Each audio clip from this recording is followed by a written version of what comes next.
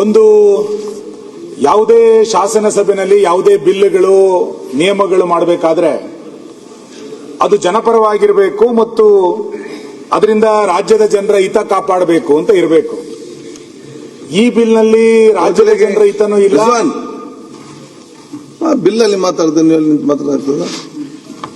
ಈ ಬಿಲ್ನಲ್ಲಿ ರಾಜ್ಯದ ಹಿತವನ್ನ ಕಾಪಾಡುವಂತ ಆಲೋಚನೆಯೂ ಇಲ್ಲ. ಯಾವುದೋ ಜನಸಾಮಾನ್ಯರಿಗೆ ಇದರಿಂದ ಭಾರಿ ಲಾಭ ಆಗುತ್ತೆ ಎನ್ನುವಂಥದ್ದು ಇಲ್ಲ. ಶಿವಣ್ಣ, ಇದರಿಂದ ಕೇವಲ ಕಾಂಗ್ರೆಸ್ ಪಾರ್ಟಿಗೆ ಮಾತ್ರ ಲಾಭ. ತನ್ನ ಪಾರ್ಟಿಯ ಲಾಭಕ್ಕೋಸ್ಕರ ಈ ಶಾಸನ ಸಭೆಯನ್ನ ದುರುಪಯೋಗ ಮಾಡುವಂತ ಪ್ರಯತ್ನವನ್ನ ಈ ಬಿಲ್ಲಿನ ಮುಖಾಂತರ ತರ್ತಾ ಇದ್ದಾರೆ ಅಂತೇಳಿ ನಾನು ಇದನ್ನ ಬಹಳ ದೊಡ್ಡ ಪ್ರಮಾಣದಲ್ಲಿ ವಿರೋಧಿಸ್ತಾ ಇದ್ದೇನೆ. ಮಾನ್ಯ ಅಧ್ಯಕ್ಷರೇ, ಐಟಿ-ಬಿಟಿ ಸಚಿವರಿಂದ ಇದು ನಾವು ನಿರೀಕ್ಷೆ ಮಾಡಿರಲಿಲ್ಲ. ನೀವು ಬ್ರ್ಯಾಂಡ್ ಬೆಂಗಳೂರು ಅಂತೇಳಿ ನಿಮ್ಮ ಸರ್ಕಾರದ ಘೋಷಣೆ ಮಾಡ್ತಾ ಸ್ಥಳೀಯ ಸಂಸ್ಥೆಯ ಚುನಾವಣೆಗೆ ನಾವು ಇವಿಎಂ ಅನ್ನ ಬಿಟ್ಟು ಬ್ಯಾಲೆಟ್ ಪೇಪರ್ ನ ತರ್ತೀವಿ ಅಂತ ಹೇಳ್ತಾ ಇರುವಂತದ್ದು ಒಂದು ಪ್ರಗತಿ ಕಾಣ್ತಾ ಇರುವಂತಹ ಪ್ರಗತಿಶೀಲ ರಾಜ್ಯದ ಲಕ್ಷಣ ಅಲ್ಲ ಇದು. ಮತ್ ನೀವು ಇದರಲ್ಲಿ ಸ್ಪಷ್ಟ ಮಾಡಬೇಕಾದ್ರೆ ಏನು ಅಂತ ಕೇಳಿದ್ರೆ, ನೀವು ಇದರಲ್ಲಿ ಏನ್ ಹೇಳಿದ್ರಿ? ನಂಬರ್ 2 ನಲ್ಲಿ ಮತದಾರರನ್ನು ದಬ್ಬಾಳಿಕೆ, ಬೆದರಿಕೆ ಮತ್ತು ಅನಗತ್ಯ ಪ್ರಭಾವದಿಂದ ರಕ್ಷಿಸಿ ಆ ಮೂಲಕ ಪ್ರಜಾಪ್ರಭುತ್ವ ಪ್ರಕ್ರಿಯೆಯನ್ನ ಪಾವಿತ್ರಗೊಳಿಸಲು ಸಂರಕ್ಷಿಸಲು ಅಂತ ಹೇಳ್ತಾ ಇದ್ದೀರಿ. ನೀವು ಇವಿಎಂ ನಲ್ಲಿ ಇದು ಯಾವುದು ಇರಲಿಲ್ವಾ? ಈ ಬ್ಯಾಲೆಟ್ ಪೇಪರ್ ತಂದ್ಬಿಟ್ರೆ ನಿಮಗೆ ಮತದಾರನ ದಬ್ಬಾಳಿಕೆ ಮಾಡಲಿಕ್ಕೆ, ಬೆದರಿಕೆ ಹಾಕ್ಲಿಕ್ಕೆ, ಅನಗತ್ಯ ಪ್ರಭಾವದಿಂದ ರಕ್ಷಣೆ ಕೊಡ್ಲಿಕ್ಕೆ ಸಾಧ್ಯ ಇದೆಯಾ?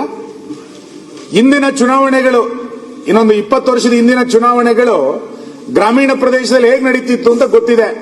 ಮತದಾರರ ಬೂತ್ ಕೇಂದ್ರಗಳಿಗೆ ಹೋಗಕ್ಕಾಗ್ತಿರ್ಲಿಲ್ಲ, ಆ ಮತದಾನ ಕೇಂದ್ರಕ್ಕೆ ಹೋಗ್ಲಿಕ್ಕೆ ಆಗ್ತಿರ್ಲಿಲ್ಲ. ಅಲ್ಲಿರುವಂತಹ ಯಾರೋ ಪ್ರಭಾವಿ ವ್ಯಕ್ತಿ ಇಡೀ ಮತದಾನ ಮಾಡ್ತಾ ಇದ್ದಂತ ಉದಾಹರಣೆಗಳು ಎಷ್ಟೋ ಗ್ರಾಮಗಳಲ್ಲಿ ಅವತ್ತು ನಡೀತಾ ಇತ್ತು. ಅದನ್ನ ದೂರ ಮಾಡಬೇಕು ಅನ್ನುವ ಕಾರಣಕ್ಕೋಸ್ಕರನೇ ಇವಿಎಂ ತಂದಿದ್ದು. ಈಗ ಮತ್ತೆ ನೀವು ಇದನ್ನ ಬ್ಯಾಲೆಟ್ ತರ್ತೀರಿ ಅಂತಂದ್ರೆ ಇದರಲ್ಲಿ ಏನೋ ಒಂದು ದೊಡ್ಡ ಹುನ್ನಾರ ಅಡಗಿದೆ ಬಿಟ್ರೆ ಬೇರೆ ಏನೂ ಇಲ್ಲ. ಮಾನ್ಯ ವಿರೋಧ ಪಕ್ಷದ ನಾಯಕರು ಹೇಳಿದರು, ಮೊನ್ನೆ ಕಳೆದ ವಾರ ಕುಣಿಗಲ್ನ ಸೊಸೈಟಿಯಲ್ಲಿ ನಡೆದಂತಹ ಚುನಾವಣೆಯಲ್ಲಿ ಆ ಮತದಾನ ಕೇಂದ್ರದ ಹೊರಗಡೆ ಬ್ಯಾಲೆಟ್ ಪೇಪರ್ಗಳು ಅಡ್ಡಾದಿಡ್ಡಿ ಹಿಡ್ಕೊಂಡು ಓಡಾಡುತ್ತಿದ್ದ ನಾವು ನೋಡ್ತಿದ್ದೀವಿ. ಇದು ಅದೇ ಪರಿಸ್ಥಿತಿಗೆ ಲೋಕಲ್ ಬಾಡಿಯ ಚುನಾವಣೆಗಳು ಹೋಗ್ಲಿಕ್ಕೆ ಸಾಧ್ಯ ಇದೆ. ಎರಡನೇದು, ಸರ್ಕಾರಿ ಆಡಳಿತ ಯಂತ್ರವನ್ನ ಈ ಚುನಾವಣೆಯಲ್ಲಿ ದುರುಪಯೋಗ ಮಾಡುವಂತ ಒಂದು ಹುನ್ನಾರ ಇದೆ.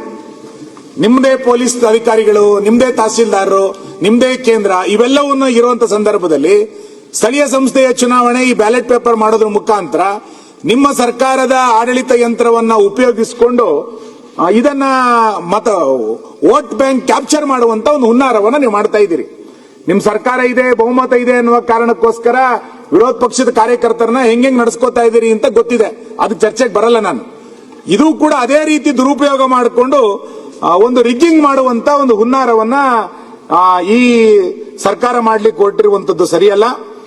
ನಾನು ನಿಮಗೆ ಗೊತ್ತಿತ್ತು, ಬಹಳ ವಿಚಿತ್ರ ಅಂತಂದ್ರೆ ನಿಮ್ ನಾಯಕರು ಒಂದ್ ಕಡೆಗೆ ಮತದಾರರ ಪಟ್ಟಿ ಸರಿ ಇಲ್ಲ ಅಂತ ಹೇಳ್ತಾರೆ, ಆಮೇಲೆ ಇವಿಎಂ ಸರಿ ಇಲ್ಲ ಅಂತ ಹೇಳ್ತಾರೆ, ಸೋತ ತಕ್ಷಣನೇ ಇವಿಎಂ ಸರಿ ಇಲ್ಲ ಅಂತ ಅಂದ್ಬಿಡೋದು, ಆಮೇಲೆ ಬಹಳ ಹಿನ್ನಡೆ ಆಗ್ಬಿಟ್ರೆ ಮತದಾರರ ಪಟ್ಟಿ ಸರಿ ಇಲ್ಲ ಅಂತ ಅನ್ನೋದು. ನೀವು ಮೊದಲು ಮತದಾರರ ಪಟ್ಟಿ ಸರಿ ಇಲ್ಲ ಅಂದ್ರಿ, ಆಮೇಲೆ ಇವಿಎಂ ಸರಿ ಇಲ್ಲ ಅಂತೀರಿ, ಮತ್ತೆ ಈ ಚುನಾವಣೆಯಲ್ಲಿ ಸೋತ ನಂತರ ಮತದಾರರೇ ಸರಿ ಇಲ್ಲ ಅಂತ ಹೇಳ್ಬಿಡ್ತೀರಿ ನೀವು. ಇದು ನಿಮ್ ಪರಿಸ್ಥಿತಿ. ಹಾಗಾಗಿ ನಿಮ್ಮ ಸೋಲಿಗೆ ಇವಿಎಂ ಕಾರಣ ಅಲ್ಲ, ನಿಮ್ ಸೋಲಿಗೆ ಮತದಾರರ ಪಟ್ಟಿ ಕಾರಣ ಅಲ್ಲ, ನಿಮ್ ಸೋಲಿಗೆ ನಿಮ್ ಪಾರ್ಟಿಯ ನೀತಿ, ನಿಮ್ ಪಾರ್ಟಿಯ ನಡವಳಿಕೆಗಳು ಕಾರಣ.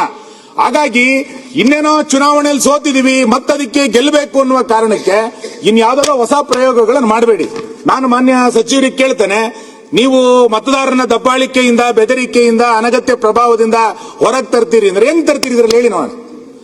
ನಿಮ್ದೇ ಅದೇ ವ್ಯವಸ್ಥೆ, ಅದೇ ಮತದಾರರು, ಅದೇ ಅಧಿಕಾರಿ, ಹೆಂಗ್ ತರ್ತೀರಿ? ಹಾಗಾಗಿ ಇದನ್ನ ಮರುಚಿಂತನೆ ಮಾಡಬೇಕು.